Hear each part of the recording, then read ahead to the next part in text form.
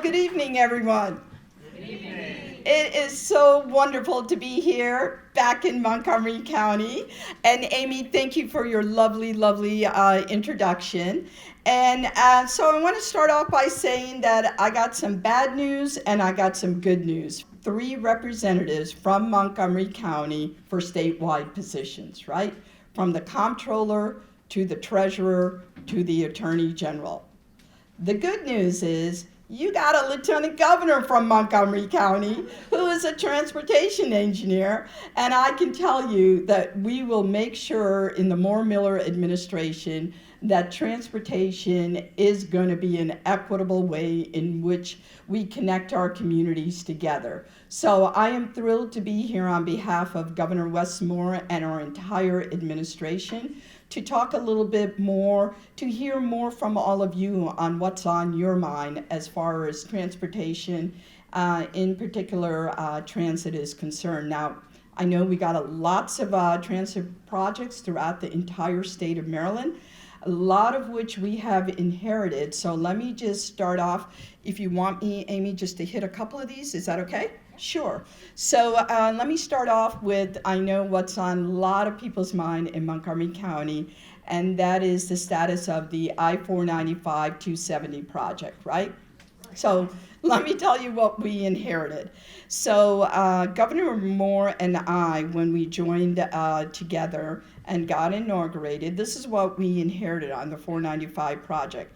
It's $11 billion toll lane public-private partnership project, where that it was going to be financed, built, and maintained by a private entity. A record of decision was rendered in August of 2022, which really is the end of the environmental review process.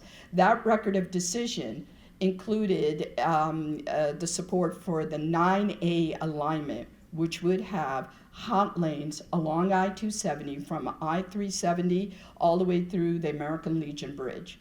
That's what we inherited. Since the 4 months that we've been in office, here's what the Moore-Miller administration has done. 1, we appointed Secretary of Transportation Paul Wiedefeld, a person whose focus has been most of his life on transit. That alone sets the tone for what it is that the Moore-Miller administration is going to be doing as we move forward. It's going to be with the vision of making sure a couple of things. We know that transportation is about employment, about jobs. It's about making sure our economy is moving in the right direction. It's about making sure that whatever projects we choose are environmentally sensitive. It's about equity, because not everybody has cars. We want to make sure every single person in the state of Maryland can have access to wherever it is they need to go. Because let me tell you, transportation is about freedom. It's about freedom to access to jobs. It's about freedom to connect to communities. It's about freedom to be independent, right? And so we want to make sure that we make transportation equitable to everyone. And finally, the most important thing is also engagement with the community. We know that we cannot move on any projects unless those closest to the project are the closest to the solution. So we're going to come to all of you. We want to hear your feedback. I know you've already given feedback on this project, numerous thoughts and ideas, and we are very appreciative of that. So where are we with that? So right now, there is a couple of things that need to happen before we can move forward on this project. One is that it's in litigation right now. There are several organizations that have sued the state of Maryland, including Sierra Club and others, on this project. We're hoping that the litigation issues will get resolved by fall of 2023. 2, we also, what happened after we took over is the existing Transurban, or I think it's called Advance Maryland Partners, Accelerate Maryland Partners, decided to terminate their contract with the state of Maryland.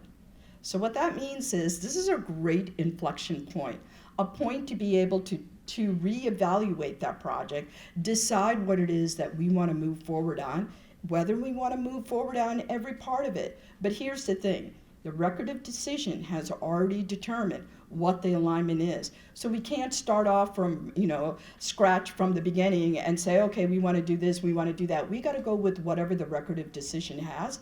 But what we can do is decide, do we want to publicly finance this project or do we want to privately finance it, as in the P3? So we have some flexibility there. We also have an opportunity to decide, do we want to do all of the project or do we want to just do the American Legion Bridge portion of it? We can decide that as well. So one, as I mentioned, 3 things that are holding this off. It needs to get through the litigation. We need to get the contractual documentations from Accelerator Maryland Partners. We're almost there, getting all the design work and things that they've done, but we have a little bit more to gain. And then finally, we have to decide how we're going to finance this project. If we pull out of the P3, then we got to figure out how are we going to finance it. Are we going to do something similar to what we've done for the ICC? This means that we will have to go to our legislature and work with them and think about how we're going to fund a project like this. So that's the status of it right now. And we will re-engage the community in the fall when we have these, when it comes out of litigation, on what the next steps are. Okay, and I believe we have a project manager for this, and it's Joe McAndrew. I'm happy to share this individual's contact information after the meeting, or I can give it to Amy after in an email or so. And that's the individual that you should engage in if you want to learn more about the details of it. But I just wanted to give you a broad overview. So the next project I'd love to talk about, if it's okay, is the purple line. My favorite color. So, and I see, I love the, purple Hershey Kisses that are out there too. So I know this is an important project for here in Montgomery County as well. So let me tell you what the Moore-Miller administration inherited when we got to Annapolis. We inherited a project that is also a P3, a 36-year contract to build, maintain the operation of this light rail. 4.5 years of delay, $1.46 billion in cost overruns, which will take the cost of the project and the operations of it from like $5.8 to $9.3 billion in the next 30 years. It was a project that, as you all know, the contractor walked off in 2020, and it went through litigation as well, and it's been dormant for 2 years. That's what the Moore-Miller administration inherited. Here's what Moore-Miller is doing right now. We have started with new leadership for some of key positions that we felt, caused a little bit of the delays and the complexities related to this project. But one individual that we is going to continue to maintain on this project is Ray Biggs, who is the project director of Purple Line. So this is the individual that you all will need to reach out to, and again, I can give the contact information for him. The biggest part of this project when the contractor walked off is the utility relocation. So during this time when the contractor walked off in 2020, the Maryland Department of Transportation took over this project and did the utility relocation. Right now we're about 70% in completion of the utility relocation, but they believe there's still another 4 months to go before it'll be completely 100% of the utilities will be relocated. And another good news part of this project is we have 400 workers who are working at 50 different sites for the Purple Line. And we're going to do everything we possibly can to expedite this project, to move it along as quickly as possible. And because we know every one of you has been so patient for this project. We know every pedestrian walking through these open sites, every business that's adjacent to this project has suffered quite a bit as a result of this. And it's unfortunate, but I can tell you that the Moore-Miller administration is ready to plow through, work on this as quickly as possible. And again, any work that we do is going to involve every one of you and your input along the way. So we anticipate coming to the community again sometime probably towards the end of fall to meet with the community again and give you much more detail on what the future of this project is and the future timeline. Now, I know there's been numbers that have been thrown out, like 2026. I have to tell you, we talked to Secretary Wiedefeld. He doesn't believe that's the number that we'll be able to maintain. But again, we'll know more later in the fall. We can, set a new baseline for the schedule of this project. We'll have a lot more information at that point. So that's what I can report to you on these two projects, and I'm happy to take any questions that you may have at this point on anything that you want.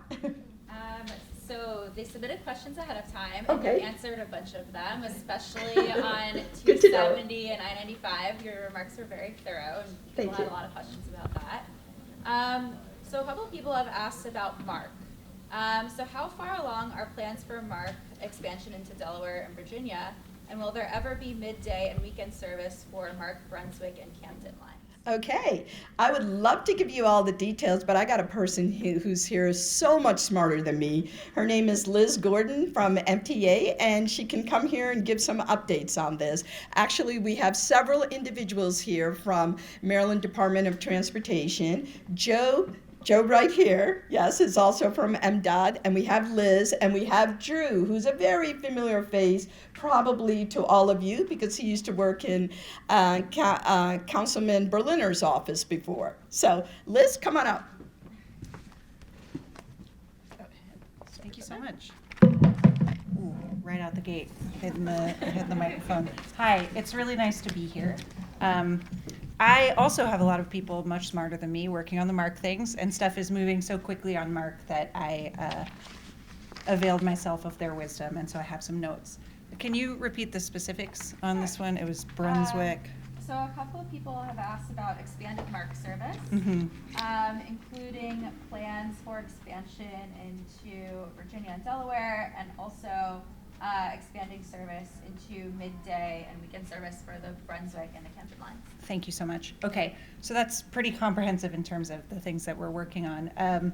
So let's start with run-through service into Virginia.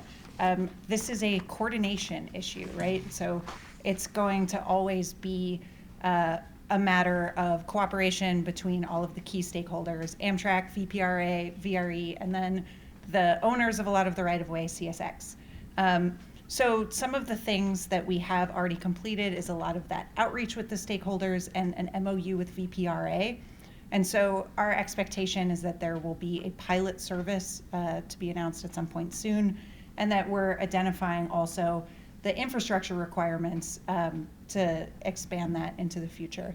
So when we say infrastructure requirements for expansion, railways aren't like roads where you can just go around a stopped vehicle. There's a finite number of tracks, and sometimes there are pinch points on that system that really limit the capacity of the system on either side. And part of the exercise for these things is to really find out where those capacity constraints are and what the specific capital projects that would address them would be.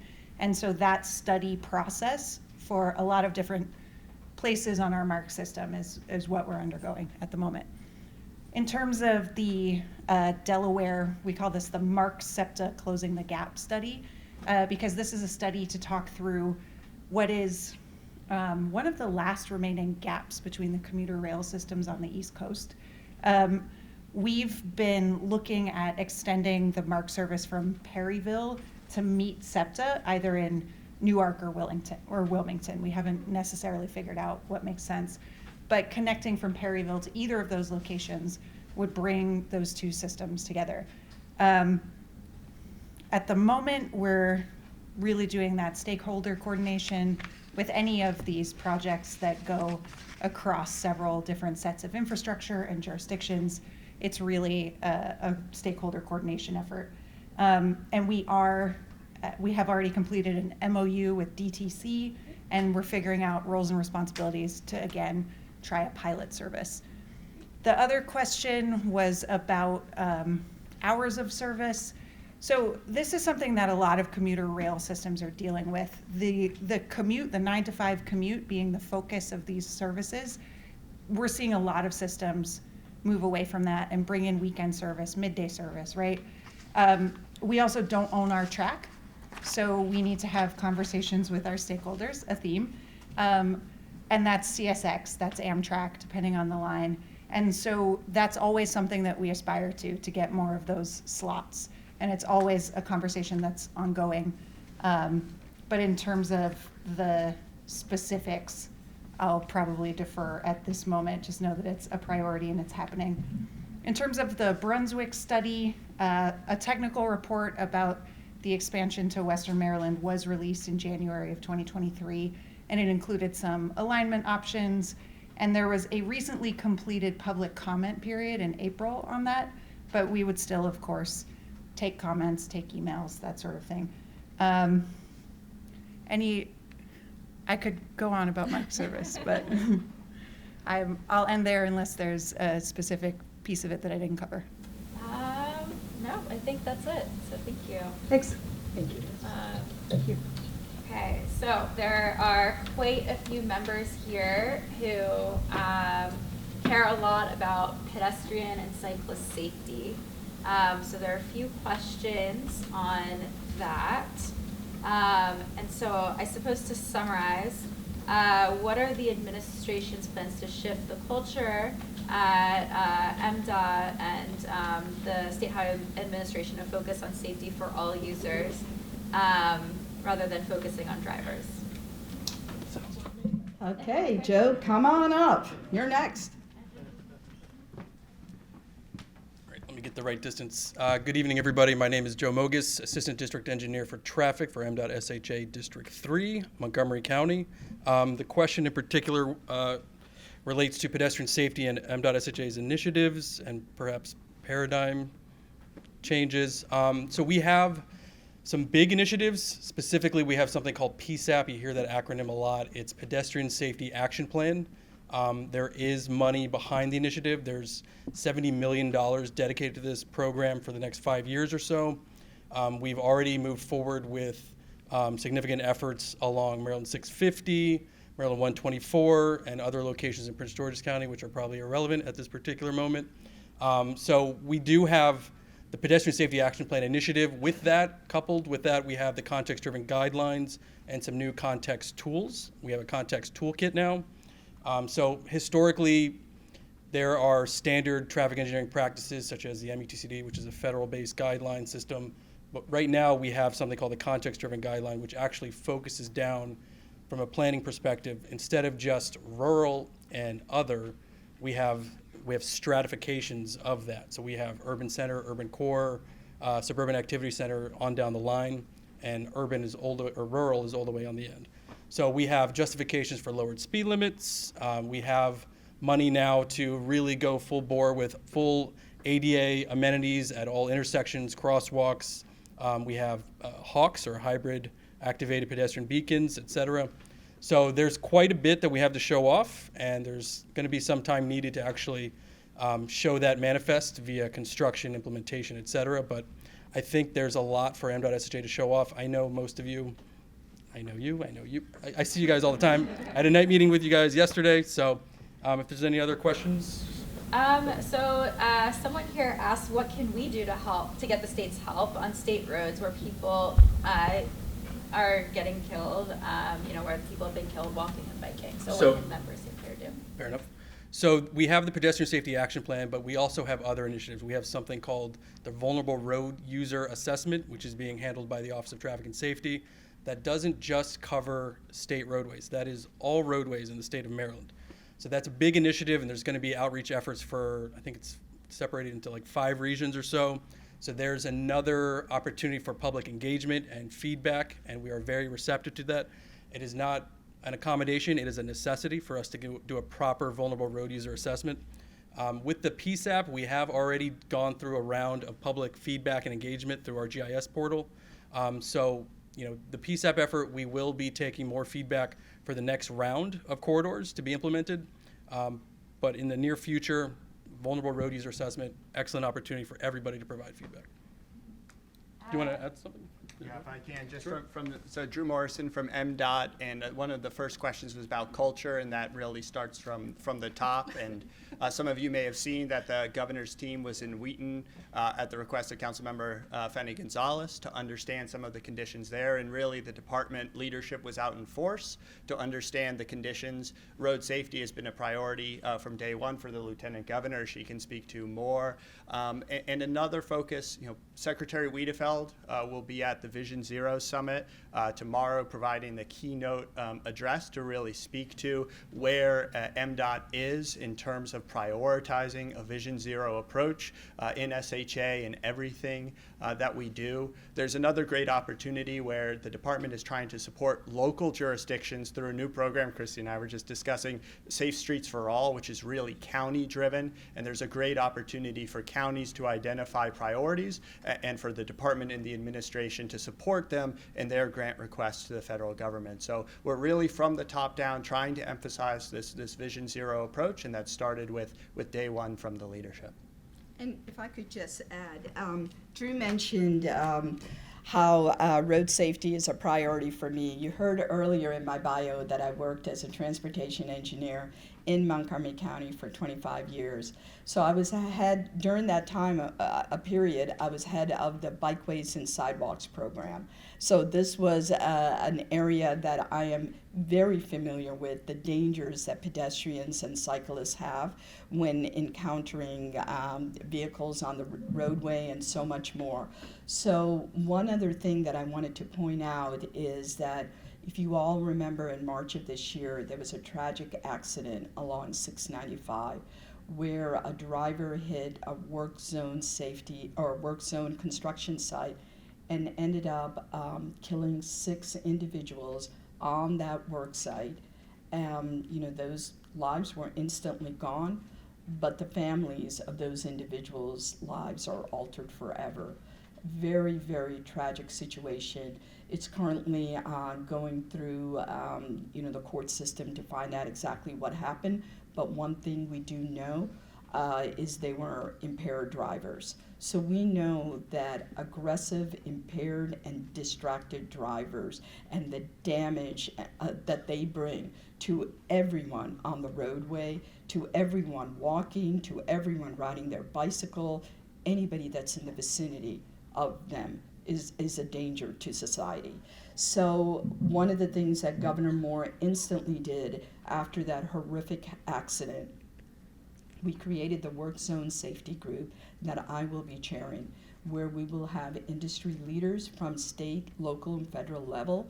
We will also have construction workers that'll be part of this group, law enforcement, EMT, you name it. We're going to have many different individuals, contractors, to think about how we can make work zone construction sites safer for everyone, for the drivers, for passengers, for the workers, for anybody that's in the vicinity of these areas.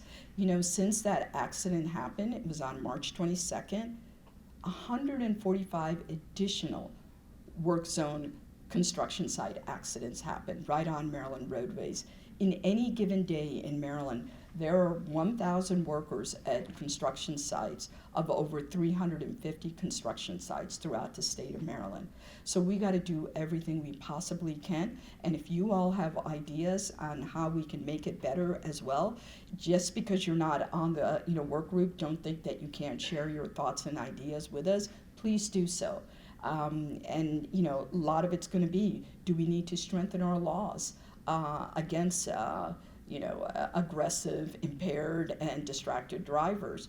Do we need to change things from a technical standpoint at work zone construction sites? Do we need to put more cameras out there so we can make sure we see these speeders and these type of drivers? So much can be done, and we're really excited about being able to work on this to make our roads safer for everyone. And again, would love to hear your input as much as possible. Thank you.